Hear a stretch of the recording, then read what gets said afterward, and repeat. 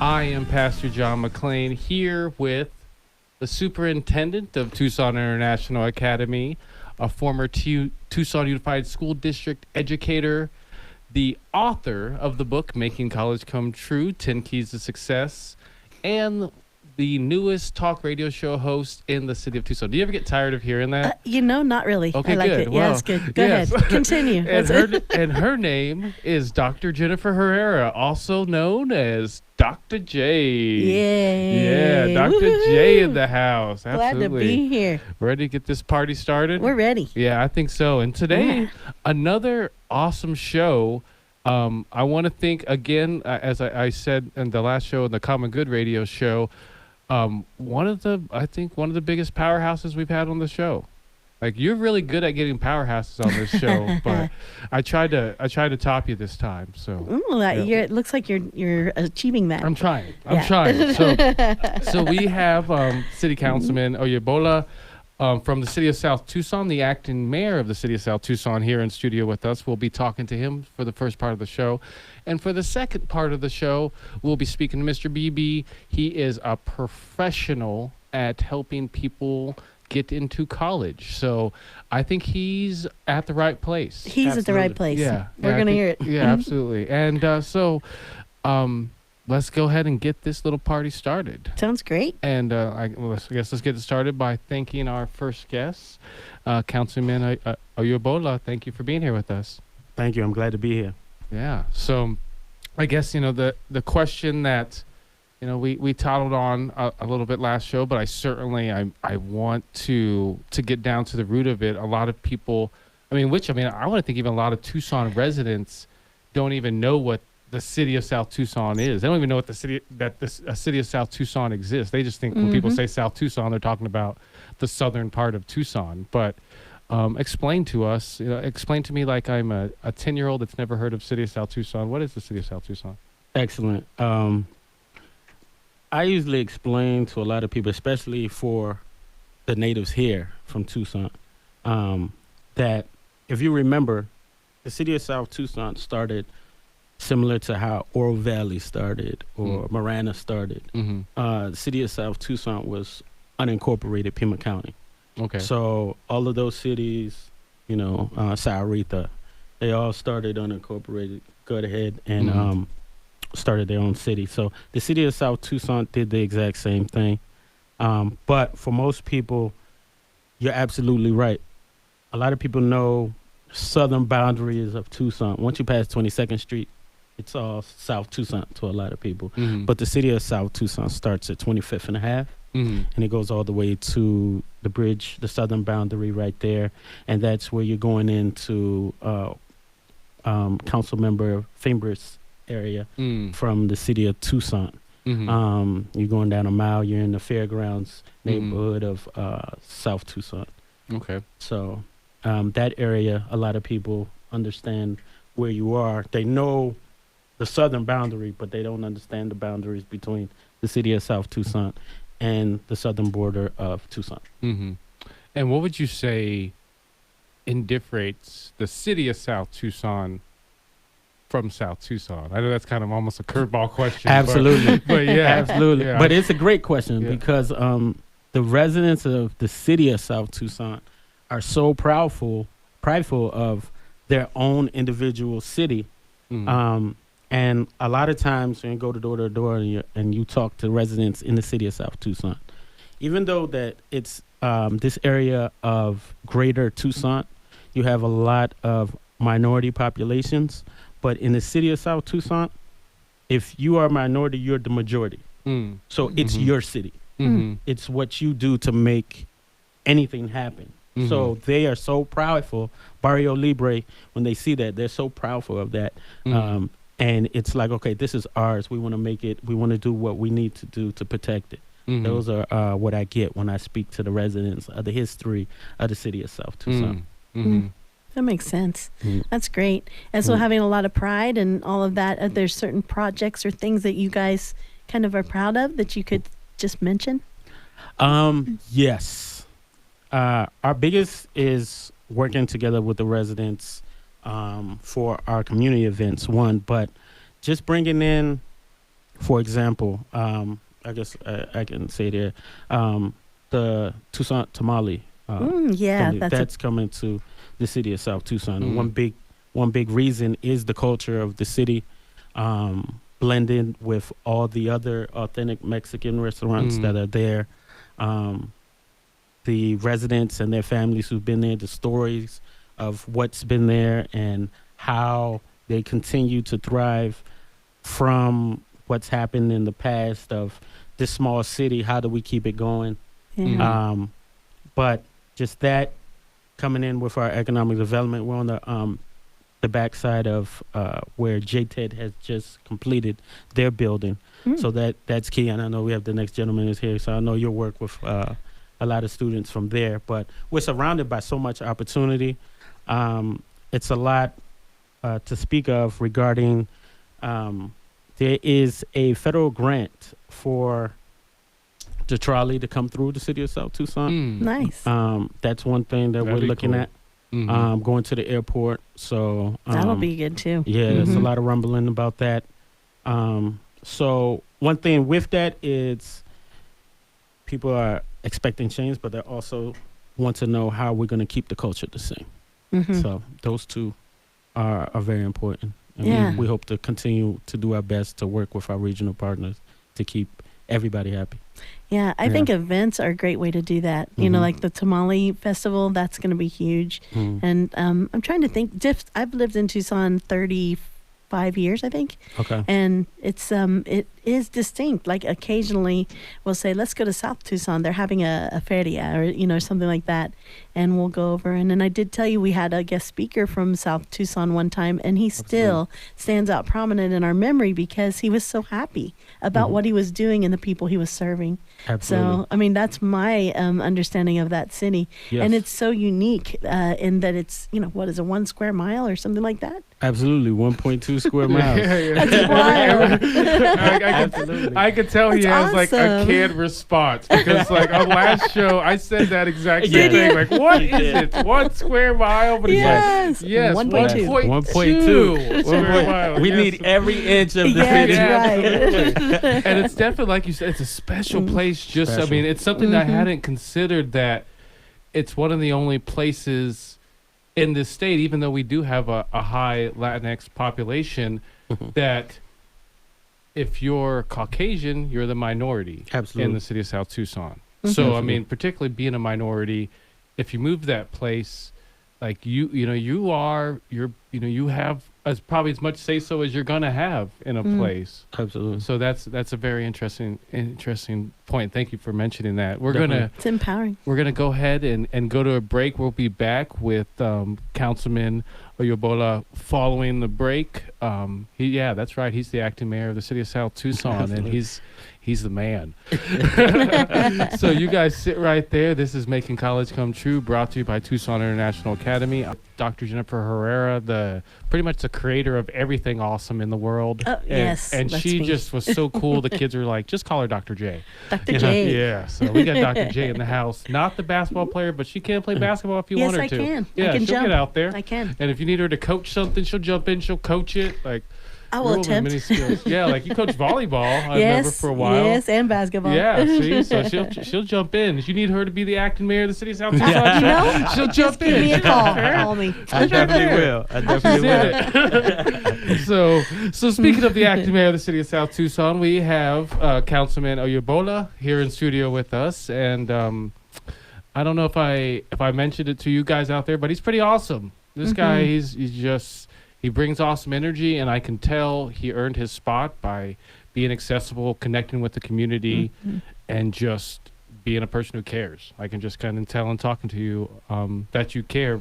And so this being the Making College Come True radio show, tell us, like, how did your experience with college, the fact that you got a degree from college, you're a college graduate, got to not only through where you were probably from a business standpoint or from a career standpoint, but got you to where you are today, being a councilman of a city. Thank you. That's another great question. I think my education, well, first and foremost, college I started at a HBCU, historically black college. Nice. And I studied there. And I think one of the biggest keys I took from that experience was to sort of like what the last gentleman gave us. You have to believe in yourself. Mm-hmm. You have to do the work. You have to do the research. And when something doesn't go your way, it's always other avenues to doing things, not to put yourself down and give up. You have to continue to work the best that you can at what you're doing. Right. And that's what I take away from my HBCU and throughout life.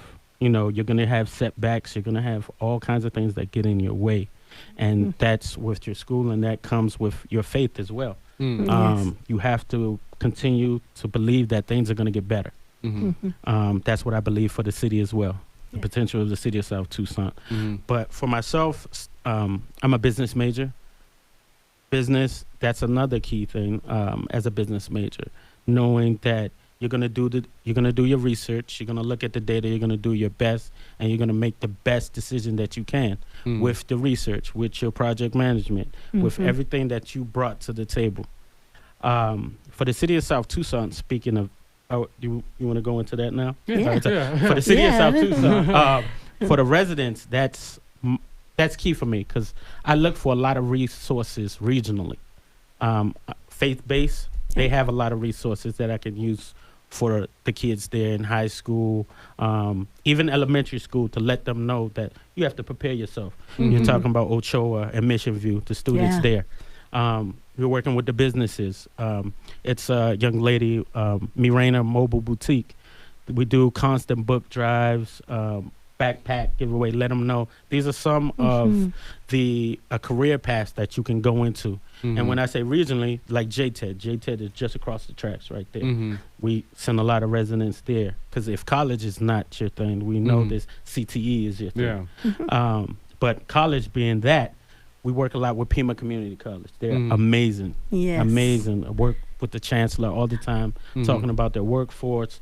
Tucson is so huge for technology that, letting the residents know these are the fields that are booming right now. You go to U of A, you can go to Pima Community College. Give me all the other colleges that I'm not mentioning right now. But all our regional partners, we are vast. We reach out to everyone. We reach out to Pima County and the city of Tucson. Whoever has resources that I can use for my city residents, I'm going to reach out to them and not be afraid to ask. Because a lot of the students, they don't know. And by you just giving them a tidbit, a little bit of information, it takes them so much further. They go, they do their own research. But a lot of students just need a little bit of information in certain areas. So that was key for me. Yeah, that's right. And then you, as you mentioned, I think you mentioned it before. Maybe it was the other show that you mentioned it. It's cross sometimes, but you work with a disenfranchised population. A really high disenfranchised population where you're at.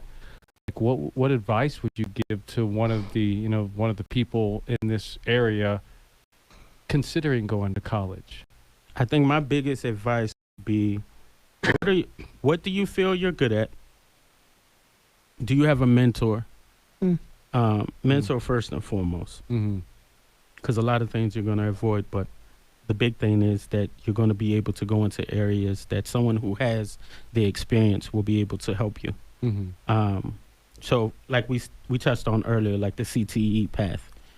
You can go to JTED, or you can go to Pima Community College, or you can go to other places, or you can choose between college, or you might say, okay, that's not for me, I'm going to go to CTE path. Whatever it is that you plan on bettering yourself, what is it that you can picture yourself doing? Because it was business for me, but what is it for you? Where's your passion lie? What I've gone door to door, we have a lot of great artists in the city of South Tucson. I mean, it's amazing. That's neat.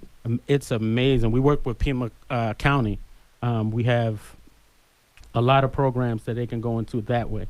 It's a lot of students who are great at culinary arts. And then we have a lot who are interested in tech. So I usually like to find out what are they good at, what are they passionate at, and then who is your mentor and how do you get there? A lot of them just needs the roadmap. They need the steps. It's almost as if he's read your book, huh? Yeah. Yeah, I read my a book. lot of stuff. Yeah, a lot of stuff that you're talking about. We talk about on the Mhm. show regularly, particularly Okay. about getting a mentor, about Yeah. like All of those about things. finding your path. You know, that's something that will be my specialty. We'll be talking about in the workshops we'll be giving on finding your calling. Absolutely. You know, kind of establishing what your Your skills purpose. are, and then way that you can apply that, and particularly from a spiritual standpoint. Like for me, God tells me exactly how He needs me to serve Him. Like it's pretty clear, and I think giving that to other people, however they translate that higher power is a gift to be able to give to people. So I guess we got about another minute before we take off here. After COVID-19 and everything we've been through, how are you working with your community, with the city of South Tucson, to help find this new normal and help things kind of stabilize? I'm working with our regional partners. They're amazing. We're working with the businesses. We're working with our faith-based community. We're working with our nonprofit community like Project PEP. Dr. Arnold, he's amazing. South He Tucson. is. We He's just always had him on there. the show last He week. was last actually. week, He was yeah. on the show? Oh, okay. Yeah. Yeah, he's Yeah, amazing. I told Good you, people. powerhouse. He's amazing. That's That's right. an amazing guy. Yeah. Congressman Grajava, like I said, our partners at the county have been amazing. I mean, you can't ask for better regional partners when you're talking about tribal with Pasquayaki and Tohoto O'odham. We're talking about our faith base. Yeah. It's so many. Casa Maria's right there. Our businesses, whenever we need something to work together, they come out. So our biggest thing to get back is to continue to strengthen. We hold hands, strengthen what we're doing for the residents, and we'll definitely be okay. That's awesome. Economic development is coming, and again, that's through our regional partners, City of Tucson.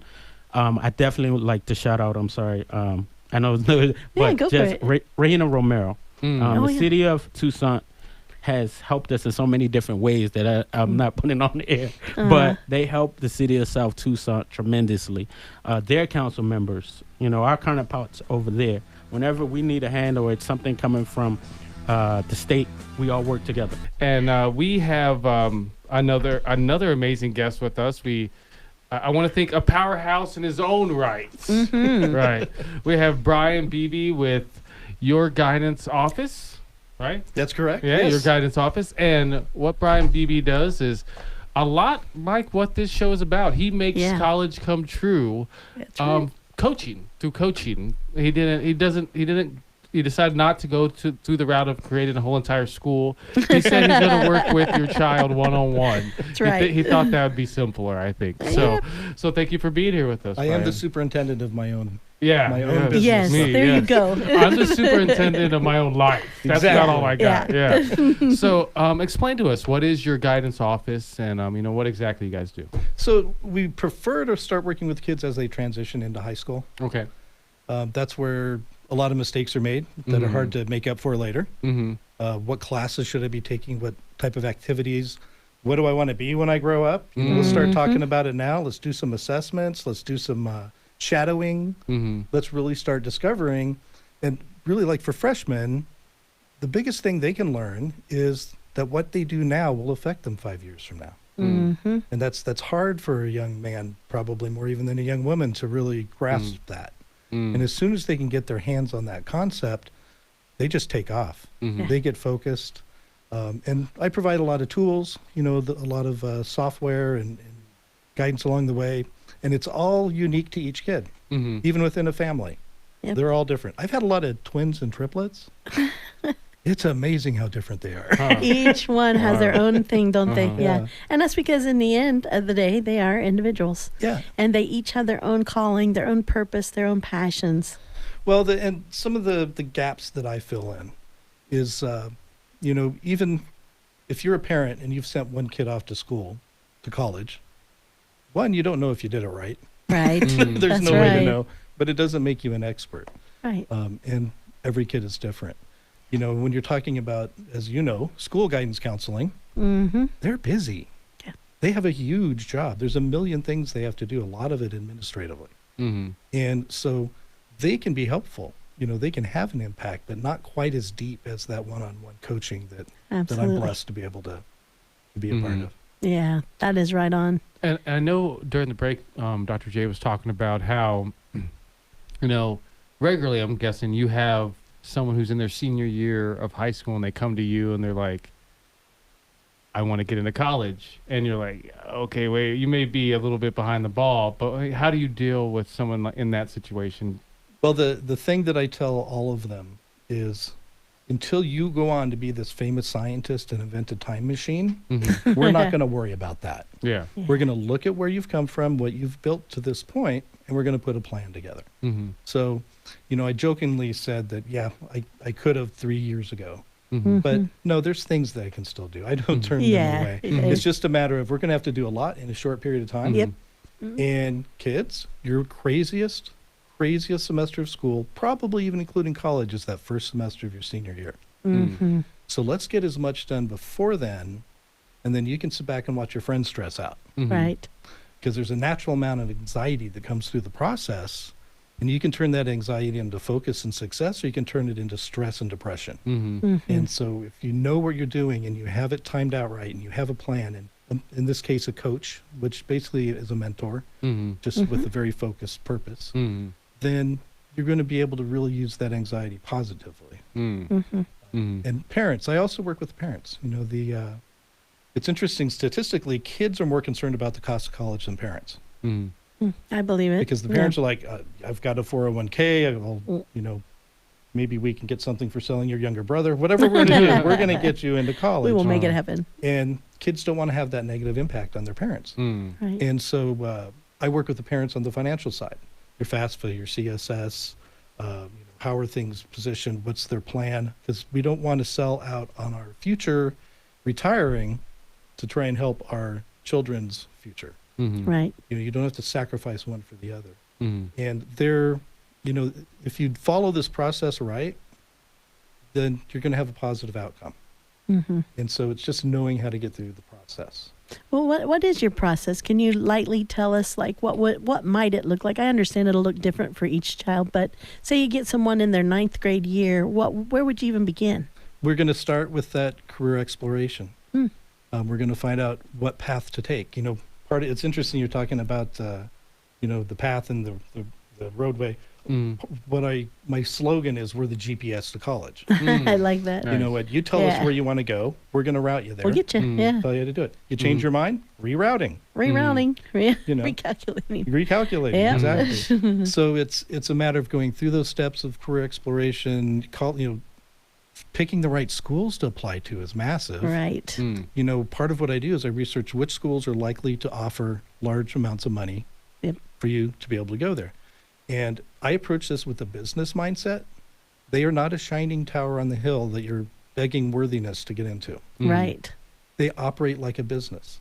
They need good students. They need students to graduate. When the national average graduation rate in 6 years is 52%, that's scary. So they want to know you're going to graduate. They want to know you're going to connect to the community. You're going to name your firstborn son Wilbur. That, you're going to be successful. And for the next 60 years, they're going to ask you for money. Yep, that's right. If you're connected and successful because of your education, you're more likely to spend $500 on a brick to be able to fund the scoreboard. Yes. So if you're looking at this through a business mindset of, how do I paint the right picture? How do I have the right academic profile, but also how do I present myself? Right. So that they know that I'm a fit and that they're going to help me be successful, and I'm going to show my gratitude down the road. Because the endowment funds are a huge operational budget for every school. So that is part of what they have to look at. Right. Yeah, that's a big part of the process. Once you kind of give them a chance to explore some careers, then when do you start looking at, does personality play a role in it? What about that extracurricular stuff? I mean, how big of a role does that play in it? It's becoming more important because they're taking a lot of the things out of the application process. As more things become optional, those other things become more important. When you write the amazing essay that touches somebody, that really expresses who you are, and somebody else didn't write it, it has a whole lot of value. So when it comes to connecting to the community, Mm-hmm. Community service. Right. Stop counting your hours and do something meaningful. Mm-hmm. You know, a lot of these kids, well, I'm with NHS, I have to do 18 hours per quarter. So I went and I picked up trash and I sold t-shirts at the football game. Mm. Really, how did you impact somebody's life? Yeah. How did that impact you? Mm-hmm. So I talked to them about finding something meaningful. One last amazing segment for you, so you sit tight and enjoy every single delicious morsel of awesomeness that we give to you. We have Mr. Beebe here, Mr. Brian Beebe with Your Guidance Office, and we've been talking about ways to make college come true for people differently than creating a whole entire academy. Right. Yeah. Absolutely. Which, I mean, you know, it's great. We have the school, we do K-12, we have the kids, we get relationship with them, but not everybody can come physically to a school. So what I like about this is helping anyone who wants to get into college. And I think that if they find you on the internet or wherever they can find you, you sound like the man who can help them get what they are looking for and help them. Everything I do, I can do remotely. Yeah. It's kind of interesting when, you know, COVID hit and we all learned about Zoom. Mm-hmm.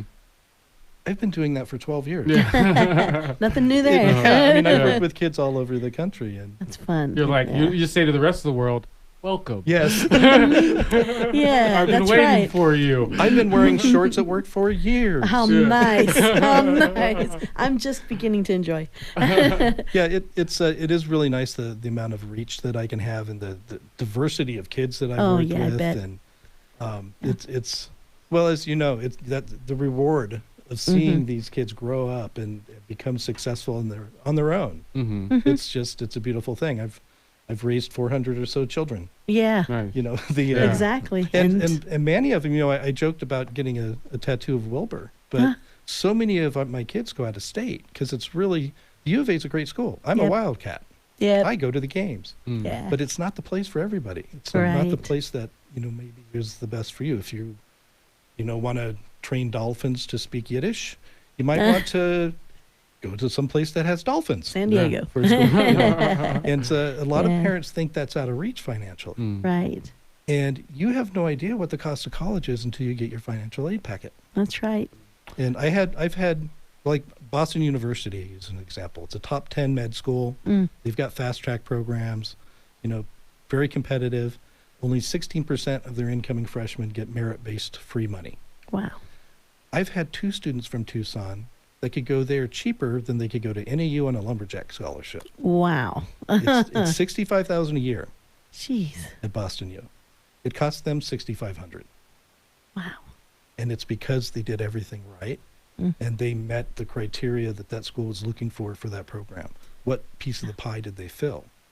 And if you don't explore out there, if you just go, I'm just going to go to the U of A, it's a good school. Or mom and dad are like, we'll just keep you at home, it'll be cheaper than the dorm. Don't limit your options. Right. You know, you may end up right back there. Have an adventure. But Yeah. explore, find out what's Right. out there.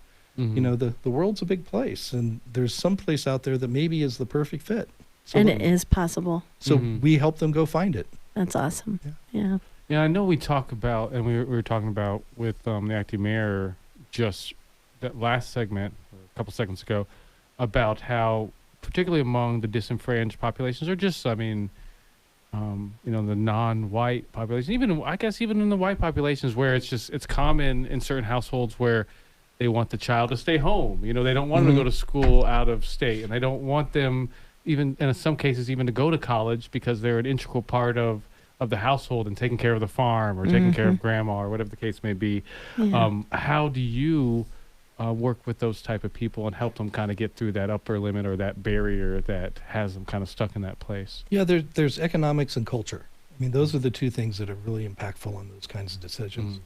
And it's a family decision.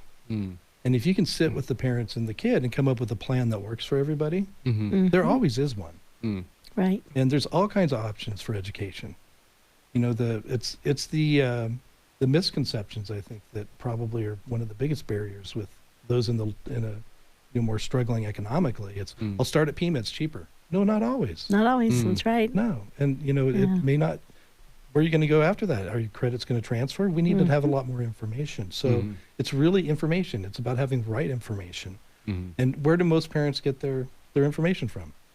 Their friend that didn't go to college. Right. Yeah. Or read it. I have a cousin who went to Stanford, therefore Yeah. their parents must know everything. 32 years ago. Yeah. Yeah. Exactly. Yeah, so it's about Yeah. staying current, understanding. I Right. mean, the changes are right now, especially with COVID, with the education process is crazy. Yeah. You know, I go to web pages that are, very knowledge-based, good, recommended web pages, and it still talks about the essay portion of the SAT. Well, that's been dropped. Mm-hmm. Subject tests, those have been dropped. Right. Well, guess what? The same quote nonprofit owns the AP testing system that they're pushing everybody to. Mm. So understanding how the system works and explaining it, parents and their kids can make good informed decisions. Mm-hmm. And Right. I've worked with kids of all economic level.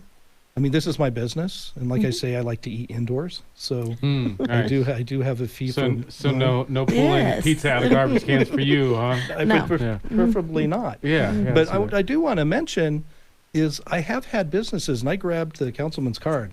He and I Mhm. are going to chat because if a business wants to sponsor a student into my program, let's do it. Let's get a scholarship for that kid into my program because giving them $1,500 or $2,000 to help offset the cost of college for 1 year is a beautiful thing, but it's not changing lives. Whereas if you can teach them how to do it to where they can get it themselves, Mm-hmm. they're going to, learn a whole lot of life skills. Right. Because some of the things that I don't claim to teach that happen, they learn about calendaring, they learn about planning, Mhm. they learn about, research, Right. and as part of the process. And so the program really can impactfully change their life forever. So let's take our resources and make it more impactful. So if there's a business that wants to contact you guys and we can chat, Right. I'm happy to do it because part of the reason why I keep my prices where they are is because when I started this, I can make a lot more money just working with rich kids, Mm-hmm. but that's not where my heart is. So- Right. Yeah, I was going to ask you, there must be a driving force behind this. How did you come up with the desire to put together a program like this, and That's what's a question the value? I ask you a lot. That's Yeah. a good question. Yeah. What's the value of college? For me, I've always had a heart for kids, and I've done a lot. I'm on the board for Junior Achievement. It's always been volunteering is a big part of me. I had a scholarship for 1 year to go to the U of A. Oops. What about the other 3? I was fortunate. I ended up going to law enforcement. I went to the police academy. It was my college. I've got college credits all over this country, but I've never packaged it into a degree. And if I knew me back when I went to college, I would have been successful. Right. That was the missing piece I had was you information. needed that guide. You needed that mentor and My that parents counselor. didn't know. Yeah. My counselor at school, I said, I'm going to go to the U of A because that's where all my friends are going. That is not why you pick a school, people. That's right. And so I got the grades I needed for that. I asked my counselor about scholarships, and this will age me a little bit. He pointed towards a file drawer. That's for you modern people. That's that little folder on your computer, only it's physical. He said, look through that. That was my guidance. Oh, super. Yeah. Yeah. And I already had the 1 year covered with the scholarship from a community service that I had done. So when I had a radio show previously and had a guest on, and that's what he did. And he hired me as a consultant. Oh, that's neat. And I ended up developing a coaching program to solve a bunch of his problems with customer service. Well, I owned the coaching program, and that's how your guidance office was born. Neat. And once you start working with these kids, you're addicted. Yeah. Can't quit, right? There's And the nothing else you can parents- do. I mean, I used to be a cop. I get a lot more thank yous now. Yes, Yeah. I bet you A lot do. more hugs. Yeah. Well, I'll thank you for your service Right for being a on. police Oh, well, thank you. officer. We appreciate it. Yes, we Yeah. do. That's something in itself. And then having that practical experience and then having been to college for the time you did go and the different credits you've gotten. I mean, that's pretty impressive. And it all contributes to what they can get if they work with you. And if they, listen to your counsel and go through your steps, that they will definitely have success. Do you have a success story you want to tell us about someone you helped through a predicament? Oh, well, every single one is a success story, right? Yeah, that's right. But there's actually, what's sticking in my mind as I was talking to the councilman about it is a young man who his parents spoke no English, Mm-hmm. and he was driven. Mm. And I met with him. They could not afford the fee, and I said, "Let me see if I can, get you a scholarship for the program, or pro bono." I mean, I just wanted to adopt this kid, Mm-hmm. and he said, "No, I'm going to pay for it." Mm. And so every time he got paid from whatever job he had, I don't recall, he would send me like a $50 check or something. And I wasn't going to deny him that. Yep. And because this kid, I knew from that moment, he is going to be a success. Absolutely. He owns Mm. it. And he knows that the value in going to somebody who knows more than you Yes. or something. Yeah, Yeah, that's funny that's- that you said that. I was actually speaking with Chef John of Gap Ministries the other day, and he was saying how it's just so frustrating that you see all these people getting unemployment, and not staying at their job or not kind of like plowing through it. And I was like, why are you frustrated? I was like, you should feel rewarded. Like when the people that work jobs rather than take the easy money, we know what that earns us. We know what we gain in those lessons and those experience, and those who around us that see that we made the hard decision rather than the easy decision. So, yeah, I'm definitely glad that you brought that up, because I mean that's an important lesson that I certainly try to ingrain in my children, but I hope we all learn is that the easy way out is usually not the right way out, and sometimes it may be hard to get over that hill, but it's worth it. Well, and don't be afraid. Be Values. your own advocate and reach out and get help. There are Yep. resources there beyond the financial.